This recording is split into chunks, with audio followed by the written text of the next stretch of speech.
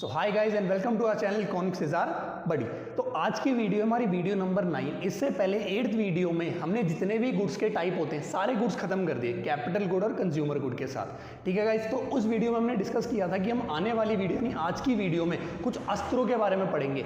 अब ये अस्त्र क्या है गाइज, ये अस्त्र क्या है, नेशनल इनकम के जब आप न्यूमेरिकल क्वेश्चन करते हो, नेशनल इनकम का जो न्यूमेरिकल है ना, उसने नेशनल इनकम का बच्चों के मन में डर बिठा रखा है। सारे डर को आज बाहर निकाला जाएगा। कुछ नहीं है गाइज, बहुत छोटी सी चीज है। तो क्या है, तो अगर आपने न्यूमेरिकल का मान लो मेथड लगा के, अब न्यूमेरिकल के मेथड होते हैं income method, expenditure method, product method. अब आपने मेथड तो लगा दिया, लेकिन मेथड लगाने के बाद जब आंसर निकालोगे ना, तब आपके ये 3 अस्त्र आपको काम में आएंगे। अगर ये 3 अस्त्र नहीं आते तो फाइनल आंसर नहीं निकाल पाओगे। अगर क्वेश्चन क्या बनता है कि अगर फाइनल आंसर नहीं निकाल पाए, वैसे ही छोड़ के आ गए, तो आपका 1 मार्क्स या हाफ मार्क्स तो कटेगा ही कटेगा। 1 मार्क्स तो कटेगा ही कटेगा, पक्का है कि 1 मार्क्स कट जाएगा, क्योंकि फाइनल आंसर आप नहीं निकालते। और नेशनल इनकम का ये है कि नेशनल इनकम का अगर आंसर सही नहीं है, चाहे बीच में कैलकुलेशन की 1 मार्क्स 2 मार्क्स की भी गलती हुई हो, छोटी मोटी सिली कोई कैलकुलेशन की गलती हुई है, तो पूरा क्वेश्चन कट जाता है नेशनल इनकम का। ठीक है गाइस, तो स्टार्ट करते हैं। ये हमारी आज की वीडियो, इसके अंदर कुछ हम ऐसा एग्जांपल लेंगे जिसके अंदर 2 कंट्रीज होने वाली है, एक हमारा यूएसए और एक हमारा इंडिया। अब इन दोनों को पढ़ने से पहले हम आपको ये बताएंगे पहले कि फैक्टर इनकम क्या होती है और फैक्टर कॉस्ट क्या होती है। जिसने पहली वीडियो देखी है वो तुरंत समझ गया कि फैक्टर इनकम फैक्टर कॉस्ट क्या होती है, जिसके अंदर हम पहले की वीडियो में पहले डिस्कस कर चुके हैं। लेकिन आज बातों बातों में से डिस्कस करते हैं कि फैक्टर इनकम क्या है। ठीक है, तो नेशनल इनकम में हम सारी फैक्टर इनकम को ही लेते हैं। फैक्टर इनकम और होती क्या है फैक्टर इनकम, यानी नेशनल इनकम कैलकुलेट करते वक्त वही सारी इनकम निकाली जाती है जो फैक्टर ऑफ इनकम होती है। ठीक है गाइस, अब फैक्टर ऑफ इनकम या फैक्टर इनकम क्या होती है, तो फैक्टर इनकम वो इनकम है जो हमें फैक्टर से मिली है। किसके फैक्टर से, प्रोडक्शन के फैक्टर से। और प्रोडक्शन के होते हैं 4 फैक्टर, लैंड, लेबर, कैपिटल और एंटरप्रेन्योरशिप। तो लैंड, लेबर, कैपिटल और एंटरप्रेन्योरशिप में जितनी भी इनकम मिलती है, यानी लैंड से क्या मिला है, एक जमीन से क्या मिलेगा, रेंट मिलेगा। लेबर्स को क्या मिलेगा, उनकी वेजेस मिलेंगी। कैपिटल पे क्या मिलेगा, इंटरेस्ट मिलेगा। एंटरप्रेन्योरशिप पे क्या मिलेगा, प्रॉफिट मिलेगा। तो यानी लैंड, लेबर, कैपिटल, एंटरप्रेन्योरशिप पे रेंट, वेजेस, इंटरेस्ट और प्रॉफिट, ये सारी की सारी जो इनकम है, जो रेंट आया, जो वेजेस आई, जो हमारे पास प्रॉफिट आया, जो हमारे पास इंटरेस्ट आया, इस सबको अगर सम कर दोगे तो आपकी फैक्टर इनकम निकल के आ जाती है। तो फैक्टर इनकम क्या है, फैक्टर्स ऑफ प्रोडक्शन से जितना भी पैसा आता है सारी फैक्टर इनकम है, जिसके बारे में पहले भी डिस्कस कर चुके हैं। वीडियो का लिंक आपको डिस्क्रिप्शन में मिल जाएगा, जिसमें हमने फैक्टर इनकम को अच्छे से स्टडी किया हुआ है। तो गाइस स्टार्ट करते हैं हमारा आज का एग्जांपल। तो आज का एग्जांपल क्या है, हमारी एक पहली कंट्री, हमारा अपना भारत, हमारा अपना इंडिया। तो इंडिया के अंदर हमने क्या लिया कि हमने ये सोचा कि इंडिया के अंदर कौन कौन से लोग रहते हैं। हमने ये सोचा कि इंडिया के अंदर कौन कौन से लोग रह रहे हैं। तो इंडिया के अंदर लोग कौन कौन से हैं, हमने एग्जाम्पल बनाया कि इंडिया के अंदर कुछ नाम है, उनके नाम मैं ले रहा हूं। कौन, श्याम नाम का एक इंसान रहता है। ठीक है, श्याम नाम का एक इंसान जिसकी इनकम कौन सी, फैक्टर इनकम, जो लैंड, लेबर, कैपिटल, एंटरप्रेन्योर से पैसा कमाता है। कितना पैसा कमा लेता है, 5000 रुपये तक कमा लेता है मंथली। ठीक है, यही एक बाबूराव नाम का एक इंसान है जो कितना कमा लेता है फैक्टर इनकम से, उसकी भी इनकम सेम है 5000। और एक और इंसान है राजू नाम का, जो कितने पैसे कमा लेता है, 10,000, इनके डबल कमा लेता है। ठीक है गाइस, तो भारत के अंदर, इंडिया के अंदर 3 लोग ऐसे हैं जो भारत के अंदर ही रहते हैं। इंडिया के अंदर 3 लोग ऐसे हैं जो इंडिया के अंदर ही रहते हैं, इंडिया के ही रेजिडेंट है, कहीं बाहर के नहीं है। ऐसा नहीं कि जो दूसरी कंट्री से आए हैं। ठीक है, तो राजू, बाबूराव और श्याम, अभी सिर्फ इनकी बात हुई है। तो 5000 कमाता है श्याम फैक्टर इनकम, बाबू की इनकम है कितनी, 5000, और राजू की इनकम है 10,000। ये पैसा ये कमाते हैं। ठीक है गाइस, तो अब हमारी ये जो डोमेस्टिक टेरिटरी है, ये जो हमारी डोमेस्टिक टेरिटरी है, हमारे घर की बाउंड्री क्या है, हमारे घर की बाउंड्री, हमारा घर क्या है, भारत हमारा घर है। अब हमारे घर की जो बाउंड्री है, यानी ये हमारे घर की टेरिटरी, ये बाउंड्री, इसके अंदर उन लोगों से पैसा आ रहा है जो भारत के ही हैं। कौन है, राजू, बाबूराव और श्याम। अब एक क्वेश्चन छोटा सा आपसे, क्या क्वेश्चन, कि क्या ये जरूरी है कि अगर भारत है तो भारत के अंदर सिर्फ भारत के ही लोग रहते हैं? नहीं, हम तो हर किसी को अपनी कंट्री के अंदर आने के लिए वेलकम करते हैं, कि कोई भी चाहता है हमारी कंट्री के अंदर आ सकता है। तो क्या था, हमारी कंट्री के अंदर 3 लोग तो वो रह रहे हैं जो भारत से ही बिलोंग करते हैं, भारत के ही रेजिडेंट है, इंडिया नॉर्मल रेजिडेंट है हमारे इंडिया के। और दूसरे कौन, एक इंसान है मिस्टर जॉनी। मिस्टर जॉनी कौन है, वो यूएसए से आए हैं भारत के अंदर काम करने के लिए। मिस्टर जॉनी यूएसए से भारत के अंदर काम करने के लिए आए हैं और भारत के अंदर काम करके पैसा कमाकर कितना कमा लेते हैं, फैक्टर इनकम 4000 रुपये मिस्टर जॉनी भी कमा लेते हैं। ठीक है गाइस, तो याद रखना ये बात जरूरी नहीं है कि अगर आपका देश है तो आपके देश के अंदर आपके देश के ही लोग रहें, नहीं, बाहर के लोग भी आपके देश के अंदर रह सकते हैं। तो एक यूएसए का इंसान 4000 रुपये कमाता है, मोस्ट इंपॉर्टेंट है ये मिस्टर जॉनी इसके एग्जाम्पल के अंदर। तो हमने ये तो एग्जाम्पल बना लिया, ठीक है गाइस। अब देखते हैं दूसरी कंट्री यूएसए। तो गाइस ये हमारे पास यूएसए का मैप है। यूएसए के अंदर एक लड़का रहता है मोहन, नाम से ही पता चल रहा है कहाँ का होगा, मोहन है। तो इंडिया का बंदा है जो रहता कहाँ पे है, यूएसए के अंदर जाके रह सकता है, कॉमन बात है। तो यूएसए के अंदर रह के कितना पैसा कमा लेता है, 15,000 रुपये। कितना, 15,000 रुपये कितना कमा लेता है वहाँ जाके। ठीक है गाइस, है कहाँ का, इंडिया का। ठीक है, तो अब जो मोहन है उसका घर कहाँ पे होगा, पहले तो ये बता दो, मोहन का घर कहाँ पे होगा, भारत के अंदर। तो भारत के अंदर एक बार मोहन भाई का घर बना लेते हैं। तो मोहन का घर हमने बनाया भारत के अंदर, एम लिख दिया, मोहन का घर हो गया। ठीक है, इसी तरह से जॉनी का घर कहाँ पे होगा, यूएसए से आया है, कहाँ होगा, यूएसए के अंदर उसके घर वाले रहते होंगे, तो यूएसए के अंदर जॉनी रहता है। ये तो हमारा एग्जाम्पल है, ये मैंने आपको पूरा ये समझा दिया कि इस कंट्री में कौन कौन लोग रहते हैं, उनका घर कहाँ कहाँ पर है। अब करते हैं एग्जाम्पल को स्टार्ट। अब गाइज अगर मैं बात करूं कि डोमेस्टिक इनकम कौन सी है, डोमेस्टिक यानी मेरे इंडिया की इनकम कौन सी है, तो मेरे इंडिया की इनकम तो वही होगी ना जो मुझे मेरे घर के अंदर यानी डोमेस्टिक टेरिटरी के अंदर मिली है। तो डोमेस्टिक इनकम कौन सी होगी, जो हमें अपने घर के अंदर पैसा मिला हुआ है, जो घर के अंदर लोगों ने कमाया है, वो हमारा डोमेस्टिक है, डोमेस्टिक इनकम है। तो कितना है, सबको सम कर लो, चाहे वो बाहर का क्यों ना हो, कमाया कहाँ है, भारत के अंदर ही कमाया, पैसा तो भारत का ही है। तो राजू ने 10,000 रुपये कमाया भारत से, यूएसए के जॉनी ने 4,000 रुपये कमाया भारत के अंदर, श्याम ने 5,000 रुपये कमाए, बाबूराव ने 5,000 रुपये कमाए। सबके अमाउंट का सम कर लो, कितना हो गया, 20 और 4 24,000। 24,000 हमारी कौन सी इनकम निकल के आई, डोमेस्टिक इनकम 24,000। ध्यान रखना, बाहर का ही कोई क्यों ना हो, अगर हमारे भारत के अंदर से उसने पैसा कमाया है तो वो पैसा हमारा है, क्योंकि हमने तो उसको इनकम दी है। ठीक है गाइस, तो हमारे घर के अंदर जितनी भी इनकम आई है वो सारी की सारी क्या हो गई, डोमेस्टिक इनकम हो गई, डोमेस्टिक टेरिटरी के अंदर आई है। ठीक है, अब डोमेस्टिक टेरिटरी के अंदर तो इनकम आ गई, अब हम ये देखने वाले हैं कि आखिर जो नेशनल इनकम पढ़ रहे हैं इसका मतलब क्या होता है नेशनल का। इस नेशनल का यानी राष्ट्रीय, हिंदी में राष्ट्रीय कहते हैं इसे, इस राष्ट्रीय का क्या मतलब होता है। अब एक चीज और देखो, जॉनी का घर कहाँ था, यूएसए के अंदर। ठीक है, अब जॉनी का घर अगर यूएसए में है तो जॉनी अपने घर पे कुछ ना कुछ पैसा भेजेगा। इसी तरह से अगर मोहन का घर इंडिया में है तो मोहन भी अपने घर पे कुछ ना कुछ पैसा भेजेगा। तो हमने एग्जाम्पल छोटा सा ये बनाया कि मोहन ने अपने घर के अंदर 2,000 रुपये भेजे, 2,000 रुपीज मोहन ने भेज दिए अपने घर में। ठीक है, पैसा कौन सा होगा, फैक्टर इनकम। ठीक है, लिख देते हैं फैक्टर इनकम। 2,000 रुपये उसने कमाए यानी फैक्टर इनकम कमाई। ठीक है, फैक्टर इनकम कमाई। अब जो मोहन ने फैक्टर इनकम कमाई है वो कहाँ से कमाई है, यूएसए से, और यूएसए क्या है, एब्रॉड है हमारे लिए। तो फैक्टर इनकम कहाँ से आई है, फ्रॉम एब्रॉड से आई है। एब्रॉड से 2,000 रुपये आ गए, सीधी सीधी बात है, कुछ किया नहीं है, फैक्टर इनकम आई है, कहाँ से आई है, यूएसए से आई है, यूएसए एब्रॉड है, तो factor income from abroad. In short अगर इसे बोले तो FIFA, फीफा, फीफा, फीफा।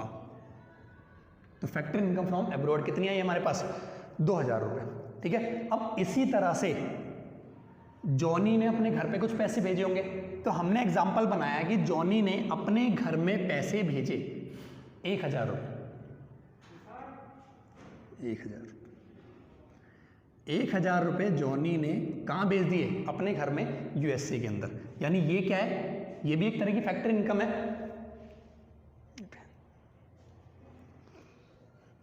ये क्या है, ये भी एक तरह की फैक्टर इनकम है, तो हमने इसे नाम दे दिया फैक्टर इनकम। ये भी एक तरह की फैक्टर इनकम है। ठीक है, अब ये फैक्टर इनकम गई है कि आई है, हमारी कंट्री से गई है, तो गई है तो 2 को गई है, किसको गई है, हमारी कंट्री के लिए यूएसए क्या है? अब्रॉड। तो फैक्टर इनकम टू अब्रॉड चली गई, abroad, factor income to abroad. तो फैक्टर इनकम फ्रॉम अब्रॉड, जो पैसा हमें बाहर से मिला था और जो पैसा हमने बाहर को भेजा है, ठीक है, अब्रॉड में भेजा है। कितना भेजा? 1000 रुपये हमने भेजा, 2000 हमारे पास आ गया। इसका शॉर्ट करें तो FIT, फीता, फीता। अब यहां पे एक चीज देखने लायक है कि 2000 रुपये हमारे पास आए और 1000 हमारे पास से चले गए। इसका मतलब 1000 रुपये से 1000 रुपये कैंसिल हो गए, यानी बचे कितने? 2000 गए और 1000 आए, यानी 1000 तो कट गए। इनका बैलेंस निकालो अगर, तो कितना बचा? 1000 रुपये। अब इस 1000 वैल्यू को कुछ कहते हैं, क्या कहते हैं? NFIA, net factor income from abroad, factor income from abroad. तो net factor income from abroad NFIA। NFIA का फॉर्मूला होता है, क्या फॉर्मूला है? Factor income from abroad minus factor income to abroad, यानी FIFA minus FITA, FIFA, FIFA minus FITA, ठीक है। तो फैक्टर इनकम का फॉर्मूला है फीफा माइनस फीता, मतलब फैक्टर इनकम फ्रॉम अब्रॉड में से factor income to abroad minus कर देंगे तो हमारे पास नेट निकल के आ जाएगा। नेट मतलब हमारी एडजस्टमेंट जो हुई है, सब्ट्रैक्शन करने के बाद जो हमारे पास वैल्यू आई है। तो net factor income, net value हमारे पास क्या आई है? फैक्टर इनकम फ्रॉम अब्रॉड और फैक्टर इनकम टू अब्रॉड। एक तरह से देखा जाए तो ये फॉर्मूला हमने खुद ही बना लिया था। कैसे? कि हमारे पास से 2000 चले गए, हमारे पास 2000 आए और हमारे पास से 1000 रुपये चले गए। तो यानी 1000 से 1000 कट गए, कितने बचे? 1000। अगर यहाँ पे मैं NFIA निकालता हूँ तो कितना निकलेगा? 2000 फ्रॉम माइनस 2। इन शॉर्ट इसे ये बोलेंगे फ्रॉम माइनस 2। तो फ्रॉम कितना है? 2000 और 2 कितना है? 1000। तो 2000 माइनस 1000 कितना आ गया? NFIA 1000। अब NFIA को अगर डोमेस्टिक की 24,000 रुपये की वैल्यू के अंदर, अगर डोमेस्टिक की 24,000 रुपये की, यानी अपने घर के अंदर जो हमने इनकम कमाई है और वो पैसा जो बाहर से हमारे पास आया है, बाहर से आया हुआ पैसा जिसको नाम हमने क्या दिया? NFIA, इसको अगर हम जोड़ देंगे, NFIA को जोड़ देंगे, यानी कितना अमाउंट है? 2000 माइनस 1000, फ्रॉम माइनस टू 1000। तो हमारे पास जो वैल्यू आएगी उस वैल्यू को बोलेंगे नेशनल का अमाउंट, यानी 25,000, नेशनल का अमाउंट। ठीक है गाइस। तो डोमेस्टिक हमारे घर में जो पैसा आया था, net factor income from abroad से जितना भी हमें पैसा मिला है वो 1000। NFIA कैसे निकाला जाता है आपने देख लिया, फीफा माइनस फीटा, या इन शॉर्ट फ्रॉम माइनस 2, जो इनकम फ्रॉम आई है और जो हमसे गई है। और नेशनल हमारा निकल के आ गया जब हमने डोमेस्टिक में NFIA को शामिल कर दिया। डोमेस्टिक में अगर NFIA को शामिल कर देंगे तो हमारे पास नेशनल निकल के आ जाता है।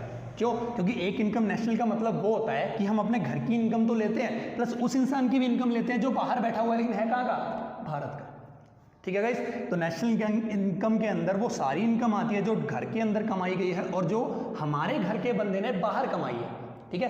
तो अगर यहाँ पे फॉर्मूला एक और बना, क्या है? डोमेस्टिक में अगर मुझे डोमेस्टिक से नेशनल पे जाना हो, क्वेश्चन क्या है? अगर मुझे डोमेस्टिक से नेशनल पे जाना हो तो मुझे क्या करना पड़ेगा? सीधी बात आंखों के सामने, NFIA को जोड़ देना पड़ेगा।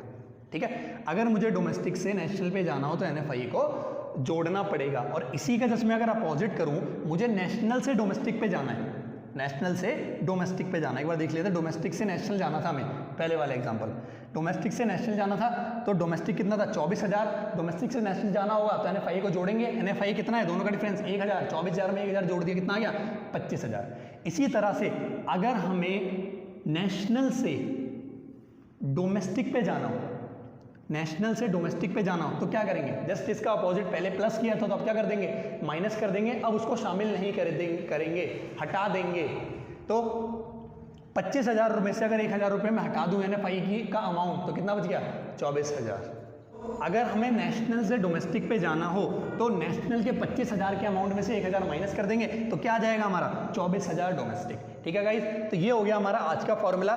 तो गाइस अब बात करते हैं अस्त्र नंबर 2 की। तो अस्त्र नंबर 2 बहुत ही ईजी है पहले वाले से। तो क्या है, अब मार्केट के अंदर किसी भी प्रोडक्ट का डिसाइड कैसे होता है कि रेट कितना है, वो कितने रुपए की मार्केट में है, यानी उसका मार्केट प्राइस कैसे डिसाइड किया जाता है। एक एग्जांपल ले लेते हैं इस मार्कर का। ठीक है, तो मैंने माना कि इस मार्कर के ऊपर, अब मार्कर का प्राइस डिसाइड कैसे करोगे, पहले तो ये देखोगे कि इस मार्कर के ऊपर, इस मार्कर में कॉस्ट कितनी लगाई गई है। क्या लगा है, कॉस्ट कितनी लगाई गई है, यानी कॉस्ट भी कौन सी, फैक्टर कॉस्ट। और फैक्टर कॉस्ट भी हम आगे पढ़ चुके हैं कि फैक्टर कॉस्ट होती क्या है, फिर से बता देता हूँ। फैक्टर कॉस्ट क्या होती है, लैंड, लेबर, कैपिटल और एंटरप्रेन्योरशिप पे, इन सब पे जितना भी पैसा हम लगाते हैं, जितनी भी कॉस्ट लगाते हैं, जैसे फॉर एन एग्जांपल अगर लैंड पे क्या दोगे, रेंट, यानी रेंट एक तरह क्या हो गई, कॉस्ट हो गई।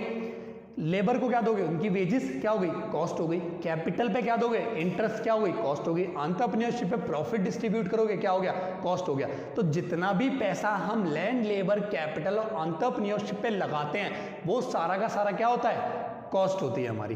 तो हमने इस मार्कर को बनाने के लिए क्या किया, फैक्टर कॉस्ट लगाई। तो अब इस पूरे मार्कर को बनाने के लिए हमने एक एग्जांपल बनाया कि फैक्टर कॉस्ट कितनी लगी, 15 रुपए। 15 रुपए इस पे फैक्टर कॉस्ट लगी। हिंदी में इसे कहते हैं कारक लागत, कारक लागत, कारकों की लागत, फैक्टर की कॉस्ट। तो इसके ऊपर, इस मार्कर के ऊपर कॉस्ट कितने की लगी, 15 रुपए की। ठीक है, अब 15 रुपए का ये जो मार्कर है, कॉस्ट के साथ इसके ऊपर क्या जोड़ोगे, अब मार्कर क्या है, गुड्स में आता है। तो गुड्स में जितनी भी चीजें हैं, यानी गुड्स एंड सर्विसेज पे क्या लगता है, टैक्स लगता है। और गुड्स एंड सर्विसेज में मैं आपको बता दूं कि जितने भी गुड्स एंड सर्विसेज होती हैं, अगर उनके ऊपर टैक्स इंपोज हुआ है तो वो गुड क्या होगा, इनडायरेक्ट टैक्स होगा एक तरह का। कैसा टैक्स होगा, इनडायरेक्ट टैक्स होगा। तो अब मैंने माना कि गवर्नमेंट ने इस मार्कर के ऊपर 5 रुपए की टैक्स, 5 रुपए का टैक्स इंपोज कर दिया। तो 15 रुपए का तो ये था, गवर्नमेंट ने इसके ऊपर क्या किया, 5 रुपए का टैक्स इंपोज किया था। अब 5 रुपए का जो टैक्स है उसमें से गवर्नमेंट ने 2 रुपए की तो दे दी छूट। क्या कर दिया, 2 रुपए की दे दी छूट। तो हम क्या करेंगे, अगर 5 का टैक्स देना था, 2 रुपए की छूट हो गई, तो अभी टैक्स कितना दोगे, अगर इसका बैलेंस निकालोगे तो 3 रुपए टैक्स दोगे ना। क्यों, क्योंकि जो 2 रुपए हैं इसके, 2 रुपए तो सब्सिडी हो गई। अब ये जो छूट दी जाती है ना, इसको एक नाम से जाना जाता है सब्सिडी। जैसे एलपीजी सिलेंडर पे आपको मिलती है, तो इसका मतलब गवर्नमेंट ने आपको छूट दे दी। तो जब भी हमें छूट दी जाती है, हम कहते हैं कि गवर्नमेंट ने हमें सब्सिडी दी है, हिंदी में आर्थिक सहायता दी है। तो अब क्या किया, 5 रुपए के इनडायरेक्ट टैक्स के ऊपर कितने की सब्सिडी गवर्नमेंट ने दी, 2 रुपए की सब्सिडी। यानी अगर मैं नेट वैल्यू बोलूं कि नेट टैक्स कितना लगा, तो क्या करोगे आप, 5 रुपए में से 2 रुपए की सब्सिडी को माइनस करके नेट निकालोगे। यानी नेट कितना लगेगा, 3 रुपए। यानी 15 रुपए के अंदर अगर मैं इस 3 रुपए को जोड़ दूं, यानी 15 रुपए के अंदर अगर मैं इसके इनडायरेक्ट टैक्स को शामिल कर दूं, तो क्या बन के आएगा, मार्केट प्राइस कितने रुपए का बन गया, मार्कर 18 रुपए का। 15 रुपए की इसके ऊपर लगी फैक्टर कॉस्ट और ये 3 रुपए। अब इन 3 रुपयों के लिए मैं आपको बताता हूं कि ये इनडायरेक्ट टैक्स जो लगा है, इसके लिए एक फॉर्मूला बनाते हैं। आपने खुद ही बनाया भी फॉर्मूला। आपने क्या किया था, टैक्स के अमाउंट में से माइनस कर दी सब्सिडीज। ठीक है, यहां यही काम हम भी करेंगे। क्या करेंगे, प्लस। ठीक है, अब फैक्टर कॉस्ट में हमने ये देखा कि हमने इनडायरेक्ट टैक्स में से सब्सिडीज को माइनस कर दिया था। क्यों, छूट है, सीधी बात है। जब पैसा हमें फ्री में मिल रहा है, छूट मिल रही है, तो वो पैसा हम क्यों दें। जब 2 रुपए की छूट है तो हम 2 रुपए फालतू क्यों दें, हम माइनस करके टैक्स देंगे। तो हम 2 रुपए माइनस करके 3 रुपए का टैक्स देते हैं। जो 3 रुपए का आपने टैक्स दिया है, इस 3 रुपए की वैल्यू को बोला जाता है नेट। आपने नेट वैल्यू निकाली है, किसकी निकाली है, इनडायरेक्ट टैक्स की। इनडायरेक्ट टैक्स तो इनडायरेक्ट टैक्स। तो 15 रुपए में हमने 3 रुपए का NIT जोड़ा और NIT जोड़ के हमने 18 रुपए मार्केट प्राइस बना दिया। अब ये NIT क्या होता है, नेट वैल्यू होती है किसकी, इनडायरेक्ट टैक्स की नेट वैल्यू। अब नेट वैल्यू हमने इनडायरेक्ट टैक्स की कैसे निकाली थी, हमने जितना भी इनडायरेक्ट टैक्स हमारे मार्कर पे लगा था, यानी 5 रुपए इनडायरेक्ट टैक्स, इन शॉर्ट लिख रहा हूँ IT इनडायरेक्ट टैक्स लगा था, उसमें हमें 2 रुपए की सब्सिडी मिल गई थी। तो हमने क्या किया, 2 रुपए माइनस कर दिए। जब गवर्नमेंट ने 2 रुपए की हमें छूट दी है, तो हम वो पैसा गवर्नमेंट को क्यों दें। ठीक है, तो हमने क्या किया, 5 रुपए के IT में से माइनस कर दिए 3 रुपए, यानी हमारा NIT कितना आया, सॉरी माइनस कर दिए हमने 2 रुपए। यानी हमारा NIT कितना आया, NIT आया हमारा 3 रुपये। इसका मतलब हमने 15 रुपये के अंदर ये NIT की जो वैल्यू है ना उसको सम कर दिया, जोड़ दिया NIT। तब हमारे पास क्या निकल के आया जब हमने फैक्टर कॉस्ट में NIT को शामिल कर लिया, मार्केट प्राइस 18 रुपये। ठीक है, अब इसी फॉर्मूले से एक और फॉर्मूला बनेगा, एक चीज़ हमें समझ आई, अगर हमें फैक्टर कॉस्ट से मार्केट प्राइस के पास जाना हो तो हमें किसको ऐड करना पड़ेगा, NIT को ऐड कर देना पड़ेगा, शामिल कर लेना पड़ेगा। और अगर हमें मार्केट प्राइस की वैल्यू में से फैक्टर कॉस्ट की वैल्यू पे जाना हो तो क्या करेंगे, इसका जस्ट अपोजिट NIT को माइनस कर देंगे। तो यहां हम प्लस कर देंगे NIT और यहां हम माइनस कर देंगे NIT। तो ये था गाइस हमारा दूसरा अस्त्र। अब चलते हैं हमारे तीसरे अस्त्र पे। ठीक, तो गाइस अब बात करते हैं हम हमारे तीसरे अस्त्र के बारे में। अब तीसरा अस्त्र हमारा क्या कहता है, अब तीसरा अस्त्र क्या कहता है, कॉमर्स वाले जिनके पास भी कॉमर्स है वो इस बात को अच्छी तरह समझते हैं कि ग्रॉस की और नेट वैल्यू क्या होती है, ग्रॉस वैल्यू और नेट वैल्यू क्या होती है। अब देखते हैं कैसे। देखो एक छोटा सा एग्जांपल बनाते हैं कि हमने एक मोबाइल खरीदा 11,000 रुपये का। ठीक है, 11,000 रुपये का हमने मोबाइल खरीदा। ठीक है, तो 11,000 रुपये का मोबाइल, अगर मैं इस 11,000 के मोबाइल को 1 साल यूज़ कर लूँ, 1 साल अगर मैं इसे यूज़ करूँ तो 11,000 रुपये मैं मान के चल रहा हूँ कि 1 साल यूज़ करने के बाद इसकी कुछ ना कुछ वैल्यू तो रिड्यूस होगी। अगर वैल्यू रिड्यूस होगी तो इसको बोला जाता है डेप्रीशिएशन, हिंदी में मूल्यह्रास। अगर किसी चीज़ को या किसी भी प्रोडक्ट को यूज़ करने के बाद उसकी जो वैल्यू रिड्यूस हो जाती है उसको हम कहते हैं उसके ऊपर डेप्रीशिएशन लग गया। तो ये 11,000 का जो अमाउंट है, इस 11,000 में से मैं मान रहा हूँ कि 1,000 रुपये का डेप्रीशिएशन लग गया। ठीक है गाइस, 1,000 रुपये का डेप्रीशिएशन लग के 11,000 की चीज़ 1 साल बाद कितने की बन गई, 10,000 रुपये की। तो ये जो 10,000 डेप्रीशिएशन लेस करने के बाद आया, 11,000 में से 1,000 लेस करने के बाद जो आपके पास वैल्यू आई है उसे हम बोलते हैं नेट वैल्यू। कितनी आई है, 10,000। ये 10,000 कैसे निकाला, 1 साल बाद हमें पता चला कि 11,000 के मोबाइल फ़ोन पे 1,000 रुपये का डेप्रीशिएशन लग गया। तो ग्रॉस में से हमने क्या माइनस कर दिया, डेप्रीशिएशन। ग्रॉस में से जब डेप्रीशिएशन माइनस किया तो क्या निकल के आया, नेट आ गया। ठीक है, 11,000 के अमाउंट में से, यानी हमने क्या किया, इस 11,000 में से 1,000 का अमाउंट माइनस कर दिया, लेस कर दिया, और हमारे पास क्या आया, नेट की वैल्यू आ गई 10,000। यानी एक चीज़ समझ आ गई, ग्रॉस से अगर हमें नेट पे जाना हो तो हमें डेप्रीशिएशन को माइनस करना पड़ेगा, क्योंकि नेट की वैल्यू जो होती है वो सारी की सारी एडजस्टमेंट करने के बाद वैल्यू आती है, और ग्रॉस की value before the all adjustment होती है। ठीक है गाइस, और अगर अब मुझे इसका अपोजिट करना हो, मुझे नेट से ग्रॉस पे जाना हो, यानी इस 10,000 से मुझे ग्रॉस वैल्यू पे जाना है, तो क्या करूँगा, ग्रॉस में ऐड कर दूंगा डेप्रीशिएशन की वैल्यू ऐड कर दूंगा। यानी 10,000 रुपये के अंदर अगर मैं 1,000 रुपये का सम कर दूं, 1,000 रुपये जोड़ दूं, तो कितनी वैल्यू आएगी ग्रॉस की, 11,000। पता चल गया फ़ोन का अमाउंट 1 साल पहले कितना था। ठीक है, तो ग्रॉस टू अगर नेट जाना है तो डेप्रीशिएशन माइनस कर देंगे, और नेट टू ग्रॉस जाना है तो डेप्रीशिएशन को प्लस कर देंगे। तो गाइस ये था हमारा तीसरा अस्त्र। इसी के साथ हमारी आज की वीडियो होती है खत्म। नेक्स्ट वीडियो में हम आगे बात करेंगे कि इसके आगे फॉर्मूले इसके क्या कहते हैं। तो गाइस तब तक के लिए कीप वॉचिंग इकोनॉमिक्स आर बड़ी।